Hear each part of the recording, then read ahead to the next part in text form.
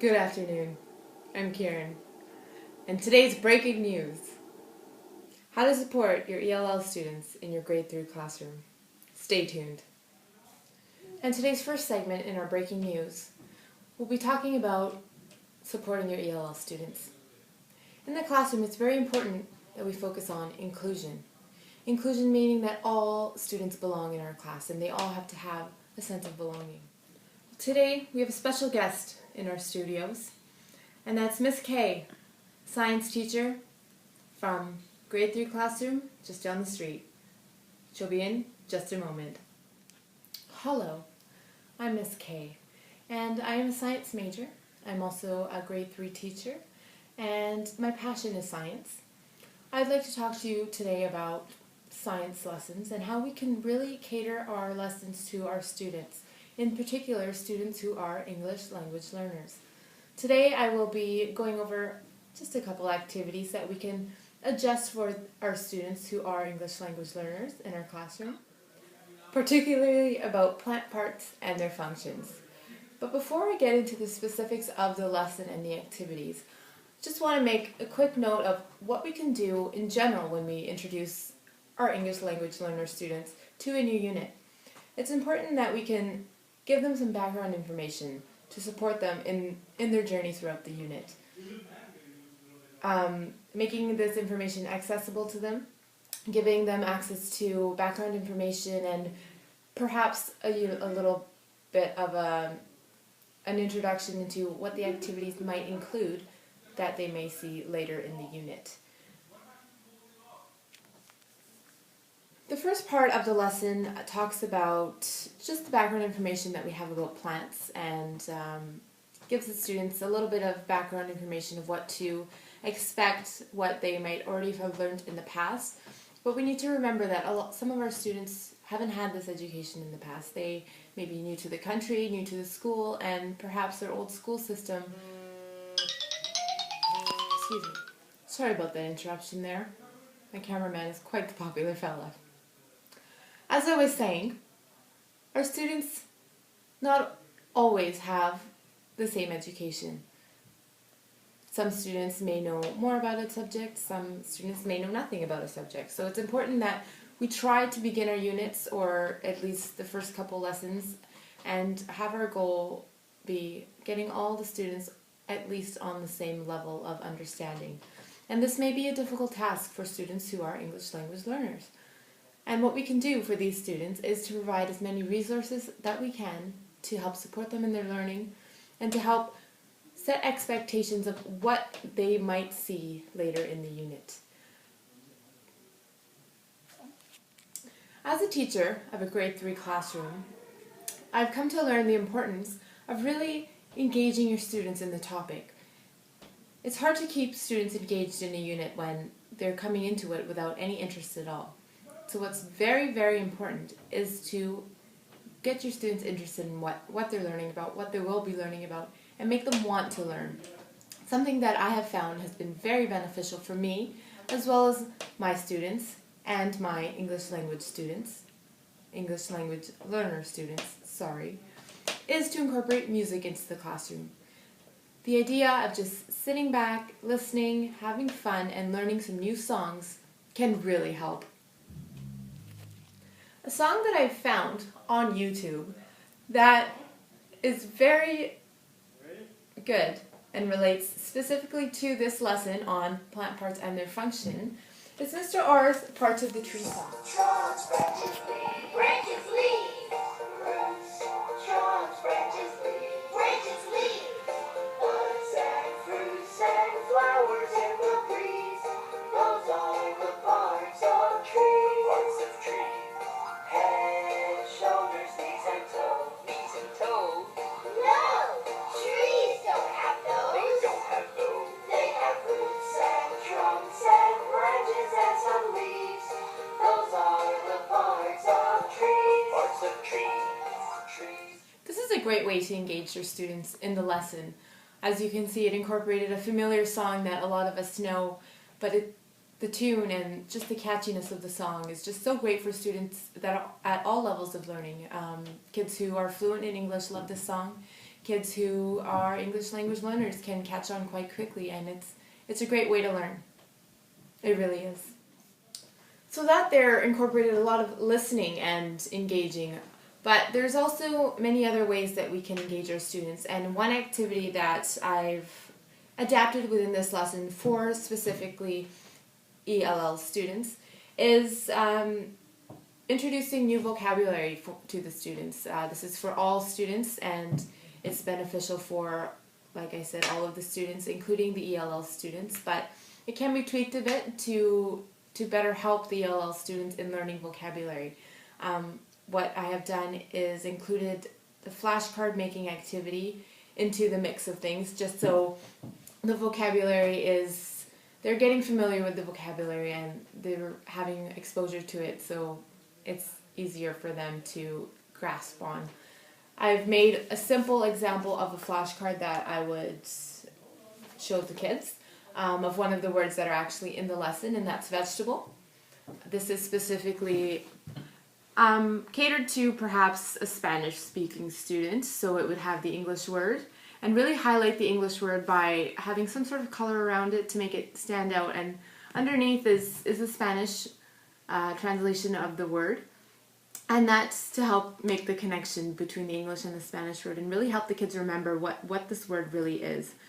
And then on the back of the card we have the English definition of the word, again, color to help it really pop, and then underneath we have the Spanish translation of what the word means, so they can really make that connection again. And then another piece of it, just to make that connection just a bit stronger, is to include a picture in there. So pretty soon the students are going to have many different connections with this word, and it will really help them learn. The second part of this specific activity is after they've made all of their cards, they're able to, if drawing is not their thing, I mean, definitely they can go online and find some pictures that works for them. And the second part of this flashcard activity is to partner them up. And pair learning is such an awesome way for your students to learn and engage. And working in pairs helps students feel safe in really taking risks in their learning and being vulnerable to learning new things. Assessment for an activity like this isn't very complicated because it's quite a simple activity, but you want to really encourage your students to make the connections really valuable and meaningful to them. So, such as the word vegetable, having a picture of just a vegetable might not be enough to make that connection. Vegetable is, as defined in the lesson, a part of a plant that can be eaten. So really making that connection between the food and part of the food, vegetable, that can be eaten is important. So for assessment, what I would do for assessment for this particular activity is just to ensure that the students are understanding the words, so that their picture really connects with the definition, and the definition represents the word. And also part of this assessment is when they are in the pairs and they have the opportunity to quiz each other, learn from each other, explore each other's cards. That's a really good time for, as a teacher, to have some formative assessment. So walk around, see who's really getting it, and this is working for them, and really keep an eye on the students that you think may be struggling a little, and support them in ways that they may need. So those previous two kind of activities, first one, not really an activity, but just a hook to get your students engaged, really focused on listening and musical aspects. The second part, which was the flashcard, really focused on speaking with their classmates, exchanging information in terms of definition of words and learning. And it also engaged them in creativity, connecting words with pictures and pictures with definitions. The last part, which is the second activity, is an experiment. This experiment will be done in a group setting, so the classroom will be split up into different sections where kids can go in their groups and really engage in what needs to be done. But what's important when we have students at different levels in the classroom is to make sure that the groups are made equally. So there are students who are stronger in the group as well as students who may need that extra support. It's important to do it strategically so that all students will benefit and have the opportunity to engage in the activity. For ELL students in particular, it's important to disperse them throughout the groups and make sure that each group has one student who has shown that they can support the ELL students in your class and take on a leadership role. One part of this activity requires students to make a prediction. This can be tricky for perhaps students who are English language learners depending on their level, and it's really important for us as teachers, especially for this lesson in a grade 3 classroom, to really support your students in being comfortable in trying new things, and even if they don't completely understand a concept, giving it their all and really putting all that they have into it. For ELL students, what we can do for this particular part of the activity, which is making predictions, is really give them a good idea of what a prediction is by giving examples and talking about different ways that we can make predictions, giving the students a guide sheet that might help them with some vocabulary and some sentence starters. And I actually have a draft of a prediction sheet made up. This is something that could be further developed. This is not something that I would put straight into a classroom. It does need a bit more work put into it, but it's definitely the beginning of something that could be used in a classroom. So I'm just going to go over the couple different parts of this sheet here. So first we're going to have some helping words. So these are some words that might be specific to the experiment or the prediction that can really help your students in putting their ideas down on paper and finding the words that they're looking for. And the second section here are sentence helpers. So sometimes it's hard for a student to get started in their writing because they don't know where to start. But providing them with these few sentence starters can really help them in getting their ideas flowing and then eventually getting them down on paper. And the combination of the two really work well together because it can help the student in feeling that they have support, that they don't just have a blank sheet of paper and they don't know what to do. There is some guidance here. And just looking down at the lines here, some of your students, they don't need the dotted line in the middle because their writing is pretty good for their age level, but for students who are English language learners, it's important that we give them all the support that we can. And having these lines here is very important. What's important is they can really work on their writing. So this isn't all about making a prediction, it's also about helping out with writing and the structure of the letters and how the English language is written.